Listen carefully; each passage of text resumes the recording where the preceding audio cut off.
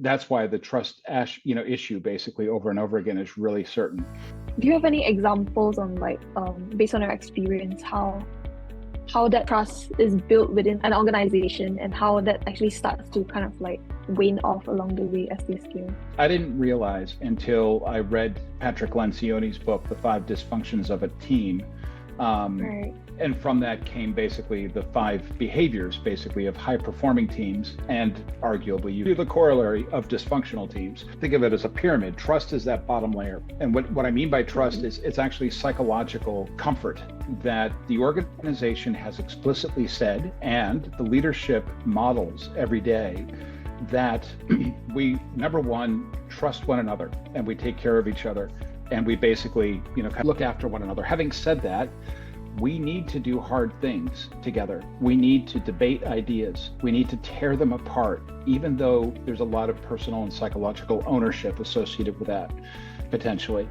But that means if we're going to maintain trust and care about each other and keep that tight, then we have to make sure that when we do kind of enter into some level of constructive conflict, that we focus, for instance, on the idea itself and always ever make the idea better, and never focus on the individual, and never kind of go and attack somebody and say, geez, that's just stupid. Why would you do that? That kind of a thing. And so it's the everyday behavior, especially of leadership, that really kind of drives that sense of trust and connective tissue, I guess, which is really important.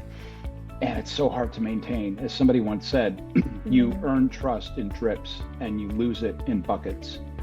And I think that's a really, really apt phrase. It's critical because everything basically is built off the back of that, right? So not only do you have to then kind of engage with constructive conflict to constantly improve the business, that enters into a layer of commitment above that, which means not only am I kind of committed personally to this, but I'm making sure other people are committed as well. We have to do this as a team.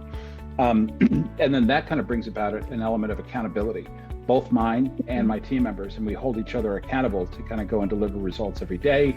And then, of course, hopefully the idea is that results off the back of that are, improved. How do you do it?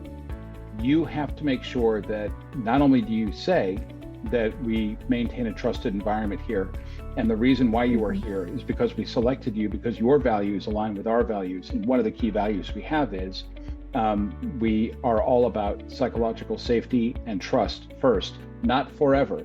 If you violate those components, those elements, and be explicit about what you mean by that, the organization has an obligation to take action and to kind of sort that out, because we can't have people here who say one thing, do another, and show a level of hypocrisy, if you will, because people smell that, they suss it out very, very quickly, and suddenly you're into a toxic environment. That's why the trust issue basically over and over again is really certain.